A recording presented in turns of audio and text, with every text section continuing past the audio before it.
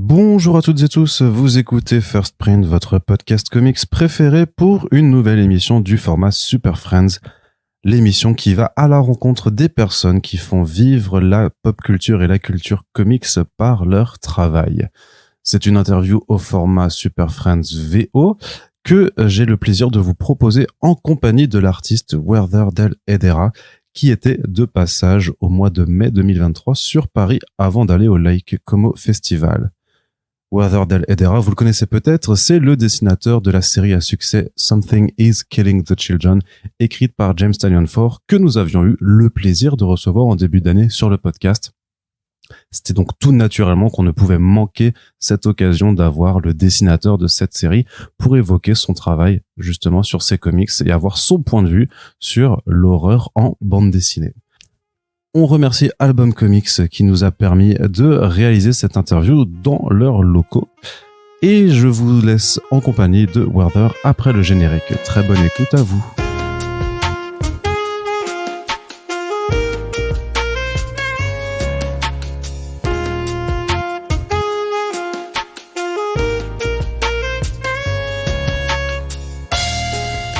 So thank you, Werther Dell'Edera, for having us here in our First Print podcast. I hope you're doing fine.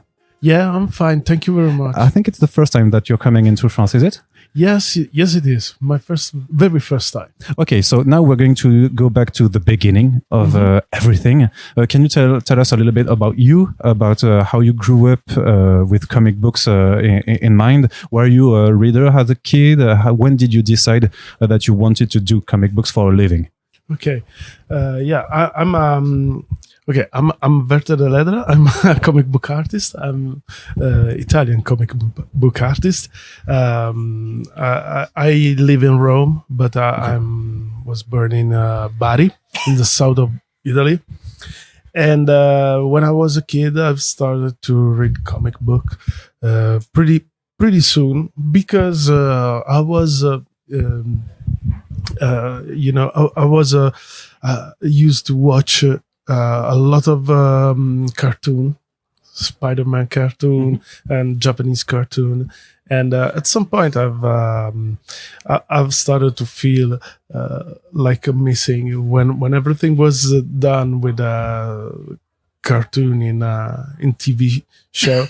I've started to feel that missing, and at some point I found in a newsstand in Bari an Italian version of an Italian translation of Spider-Man, and I said, "Oh wow, this was my favorite cartoon when I was a young kid," and so I started to read it, and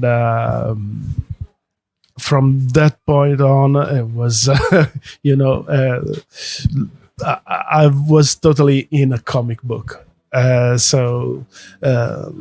I've done after the high school at home.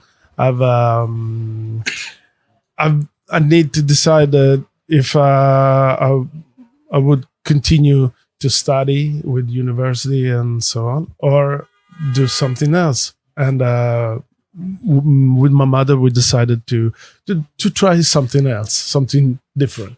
And I've done a school, a comic book school, that we have in Italy, in Rome. So I've been there to study at the school. To the school, I've started to work with Pepe Barbati in his studio.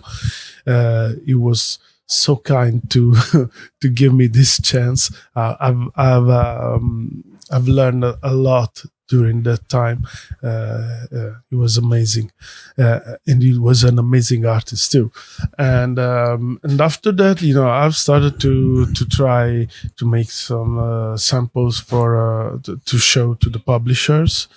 And I've passed a couple of years trying to do that, and at some point with Innocent Victim, That was a group made by Matteo Casali, Giuseppe Camuncoli, Michele Petrucci.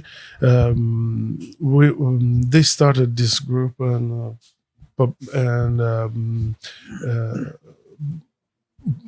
publishing this comic book with another Italian publisher, and they brought me in. So I've started to work with them, and I've met some. I met Will Dennis during the time with that was DC Vertigo editor. Because you were on an issue of Sleepless, Loveless with Brian. Yeah. We've been in touch for a long time. I've had some sample for him, and at some point he reached me for asking me if I wanted to do a couple of issues of Loveless, and I said, "Oh yeah, absolutely, this is for me." And I said, "Yeah, absolutely." I mean, and it was amazing. So I've started in that way with the U.S. market. But were there some differences you could spot within the Italian market and the American market, because you've worked for both? For both, something. Yeah, differences are. I don't know. There are not so much differences because the script was worked in the same way, basically. When I started to work on the U.S. market, it was no more time for the Marvel way of the script, with a slightly description, and the artist do everything, and after that someone put the dialogue. Put the dialogue. Yeah. When I started.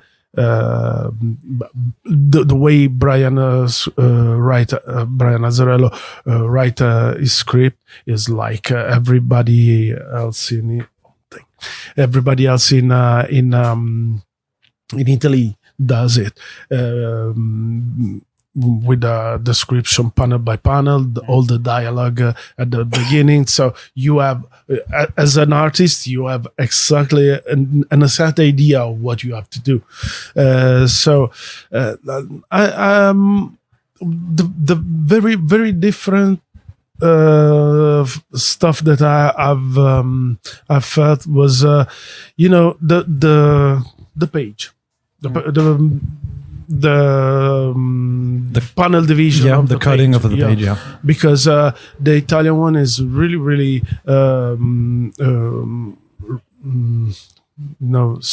rigid grid with 6 panels per page that you can manage just maybe with put together 2 panels on the same row, but nothing more than that.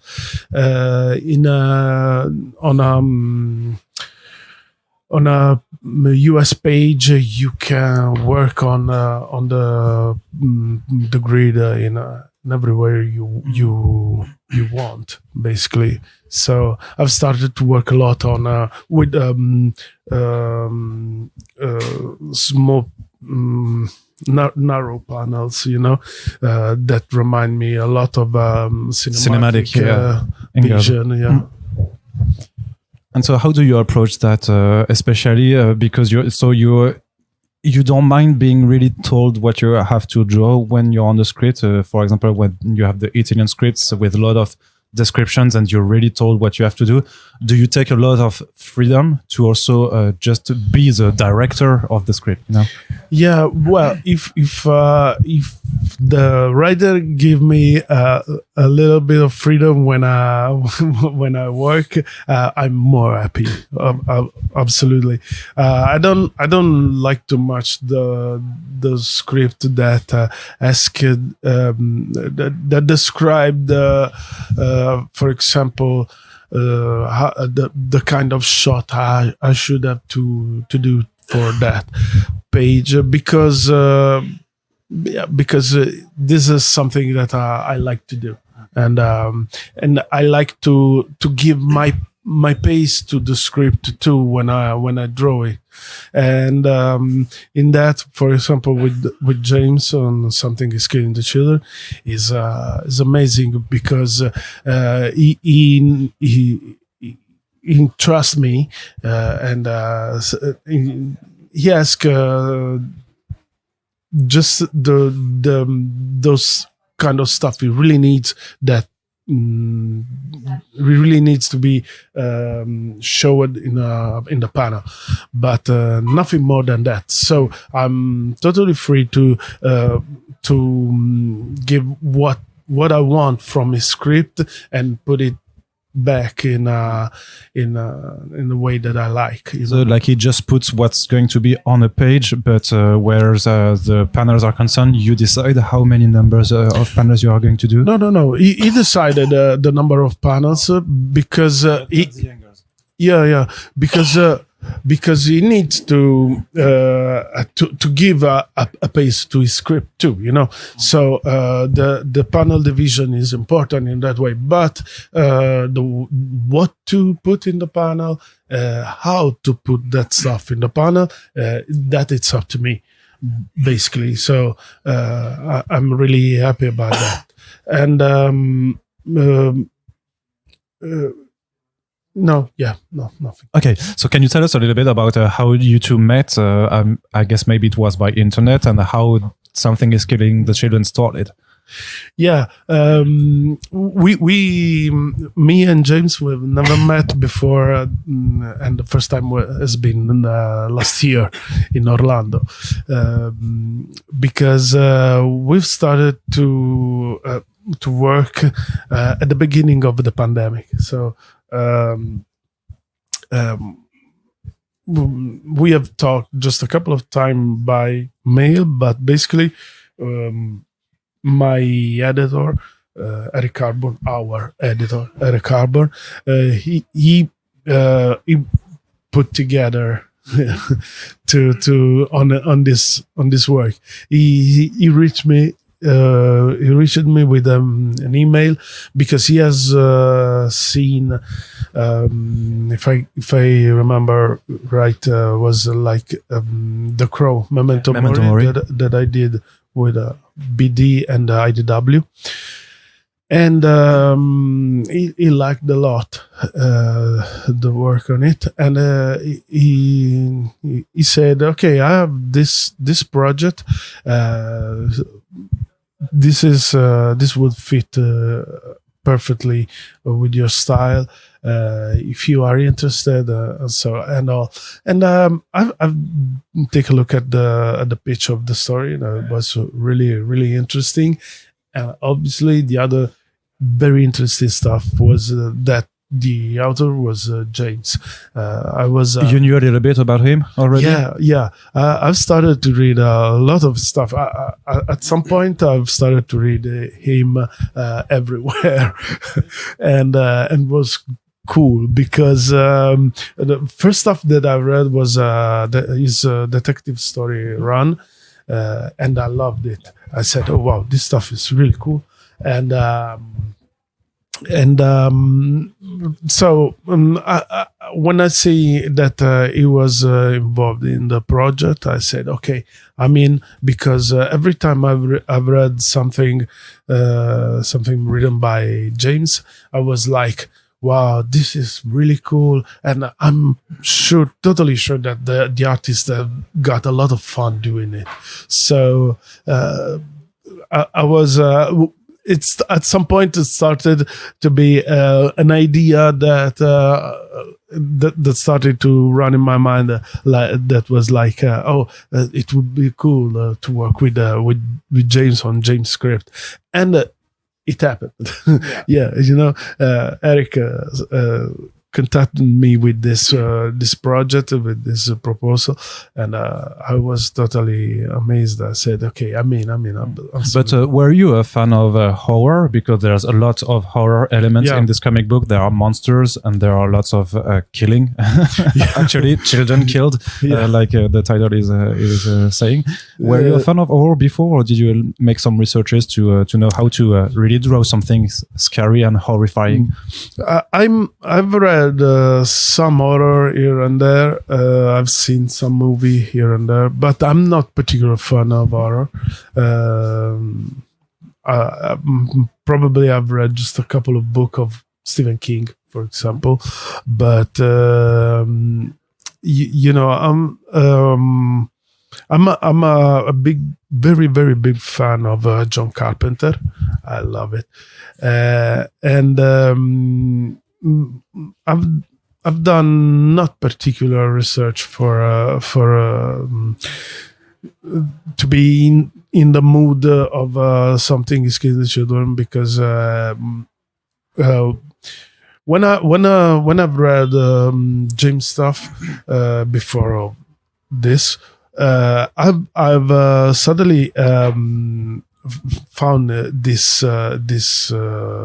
horror feeling in his stuff. Even in Batman stuff, Justice League Dark stuff, there are always this horror feeling that I really liked a lot.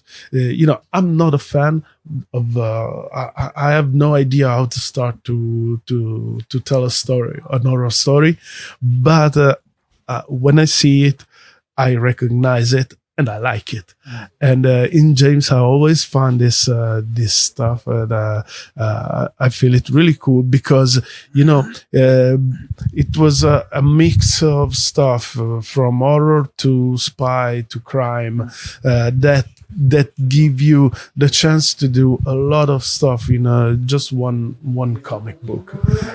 So you can go from a moment of horror to a moment of talking heads, to a moment with romance and stuff. Thriller action also. Yeah.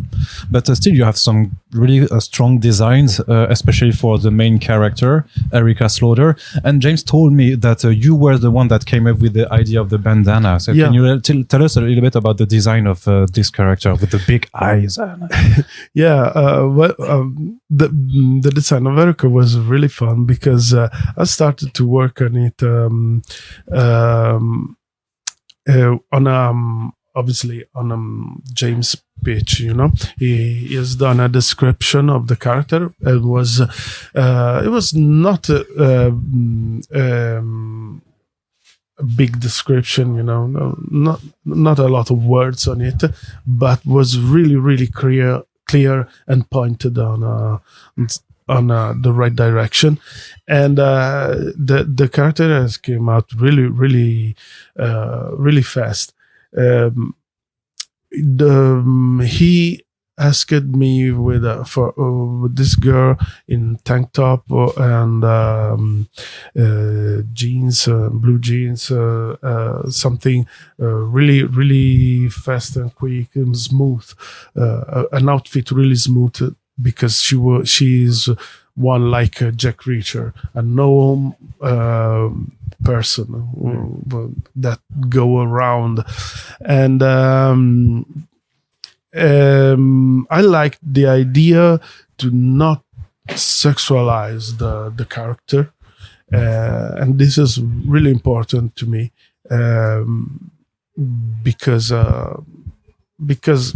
it's important in any case. We already have many sexualized feminine characters, absolutely. So you don't have to do one everywhere. More. And so I love the idea that someone can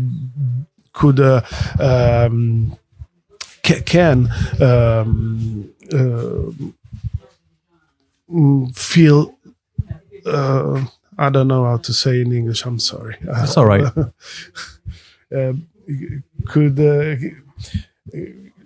That people could feel be in contact with the character. You know what I mean? When you feel it. It could be you. Yeah, that could be you, basically. Okay. Yeah. So, not sexualized, and something that can be really, really easy to relate to. Relate to, yeah. So, I've started to work on this. Yes, basically, just for example, James wanted that her eyes had this black mark under there, the bag of tiredness, or maybe also just makeup. It was up to me, he said, it's up to you. I just like that, the idea of this black mark under her eyes. So when he said this, it triggered me. So I've got the idea to enlarge her eyes a lot and put the black mark under that, but with this black big eyes, and that remind me a lot of manga stuff and anime too. In fact, at that point, I've started to think about Sasuke. That was a manga by Sanpei Shirato that I loved when I was a kid. I've seen all these, all the cartoons, and in fact, I put the hair cover her eyes. And at some point, I was doing this illustration just to make something fun, and to have an idea about the character, what she can do. I was doing this illustration of her fighting with a monster. And while I was doing that, I said, okay, but it would be fun to have something that cover her face, because like a superhero, she need a way to cover her identity while she fight monsters. And I've decided with a bandana, because bandana remind me a lot of stuff, from comic book to society, to like working class, to cinema, like Western movies with outlaw, with their bandana on the face, and it was pretty fun, the idea, because it worked, but needed something more, and I decided to put this scary teeth on the bandana, because the original idea was that she tried to scare the monster with with her face, with this big eye, the bandana with the monster teeth, so she is scarier than monster, And also, it really shows a look that strikes the reader to his mind. You remember her because of the really distinct physical abilities that she has. That was something that I've learned about from a friend of mine, Lorenzo Ceccotti, who is another Italian artist, really, really good. And he's really good as a designer too. And he gave me a couple of tips about design that I've used working on it, and it was really effective, right? And as far as the monsters are concerned, did you just follow James' instructions, or are you making it up with your mind? Because there's the monster from the first arc, but there's also the human-shaped monster with the big eyes in the belly, and then the head that opens. Quite disgusting stuff, So where do you come up with that? That was it started. The first idea for monsters was that they were made of blackness, from the of nothing really, but they should be black and come out from the dark, So they are, yes, maybe made of darkness, and but we had no clear idea about the shape of the monster, because we were thinking about something, lycanthropus or something like that. So I started to think about maybe they could have the shape of the fear of the people, the fear of who seen it.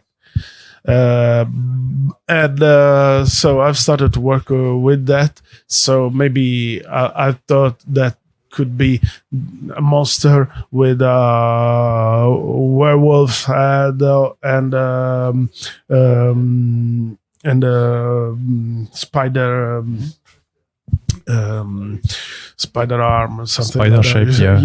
Yeah, spider shape, because they are very, very, very frightening. Yeah, for they are children, very especially, frightening yeah. for a lot of people, for children, and something like that. But at some point, everything has started to take another direction and another complexity too. From the bandana on, everything has changed. So also monsters has changed. So the monsters are not much more made by darkness, but they are actual monsters, and they have been fighted from ages. So we have a book of monsters where they are collected in listed. some way. Thinking about that, we are basically started a new to work on a new kind of monster every time, So that's why the body the body horror on the new monster is just came out because I was looking for something that was more that has a more human look in the first place, and at some point the horror explode in his shape, Okay, and there's one thing that I really liked in the book is that the fact that the monsters are only visible to the killers of the House of Slaughter, but also only the children, so the human adults they don't see, and this leads to really impressive scenes where you just see children being torn apart, right in the mid-air, and you don't understand it. This is a really visual good idea. Was it you that came with it? How do you shape this kind of really striking scene? No, this is a basic idea of James, of the fact that monster can't be seen from everybody.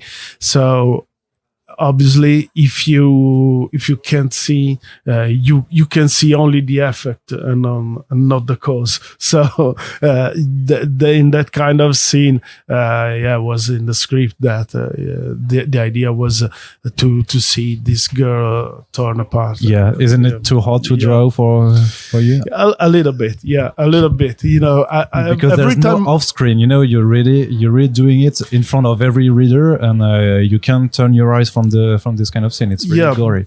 Because the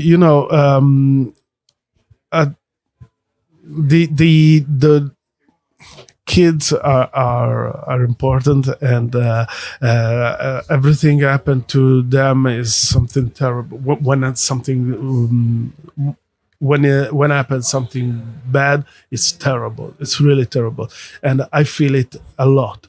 I have a kid, so I feel it to time, because of it, not because I'm I'm different from other person, but when you have kids, starting to think in a very different way to everything. So you have a lot of fear, moral fear about everything. So when I need to draw this kind of scene, I feel. I can say that I'm feeling bad, but it's hard to me, and so every time I decide to put it on paper in the most clear way, because I want that everybody feel that kind of feeling that I have when of an ease. You're not at ease when you sing that. You need to bring feel shock the value uneasy looking at that stuff. I hope that that this work. I know that it's only a comic book and everything, but sometimes it's happened. Really watching TV and stuff, you feel a little bit your feeling about everything you see is more lower, every time. So if this this is useful to have an effect on people, I'm happy about it, but not because I want to scare you, but I want that you think about it. How bad is what you are seeing? Okay, Something is Killing the Children started as a mini series of 6 issues at the beginning, but that the success hit and it was prolonged to 12, and then it was an ongoing, and there's also a spin-off out of it. How do you manage with James the fact that a short story became suddenly broader and broader? You finished the first arc in Archer Peak, and then you going to New Mexico with in another town, another setting. How do you broaden the whole universe? But that's it's only James. Well, you still have to draw James ideas. Like you have to draw the whole houses, and with the different masks that you have to draw the design of the dragon. You've got to a lot of. In the beginning, as you said, it would be just a 6-issue miniseries with a story more centered on people than on the character, on all the people in the city more than the character, the Erica character. But when I started to work on the characters design, all the ideas, how Erica has came out with bandana and stuff, started to make James thinking about the world he was facing, and at some point he said, "Okay, I need more space to tell this story." So. In the first place, the story started from the 60 issue to it arrived to 15 issue in the first place, and when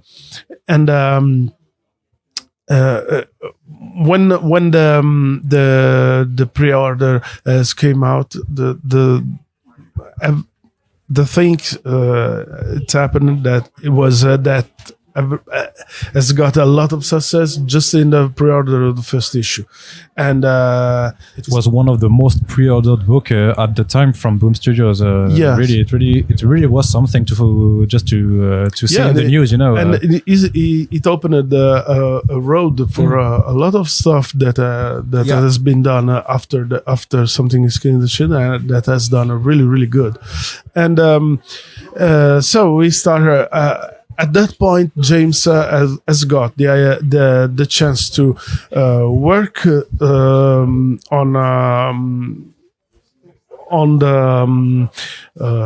on the story in a different way, to enlarge the background of everything.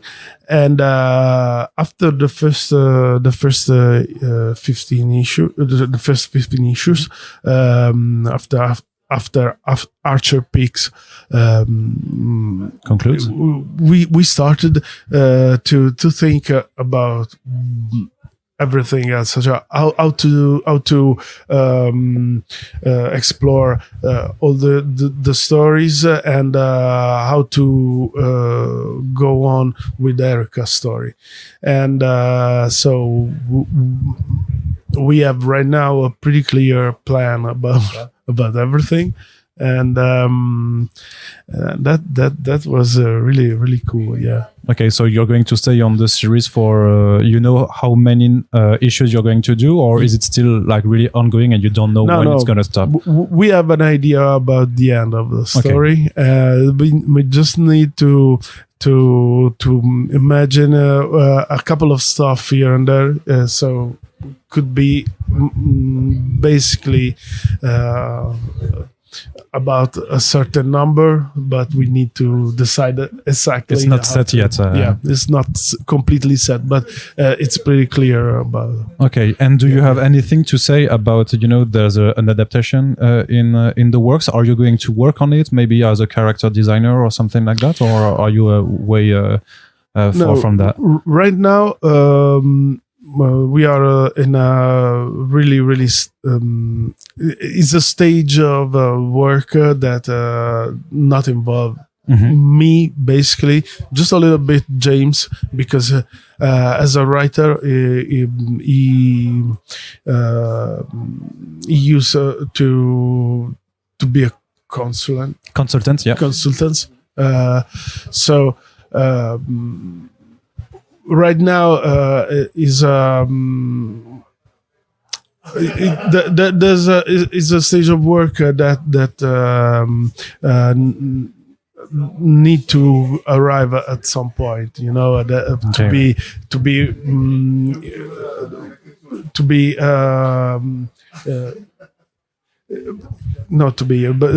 sorry. It's all right. It's all right.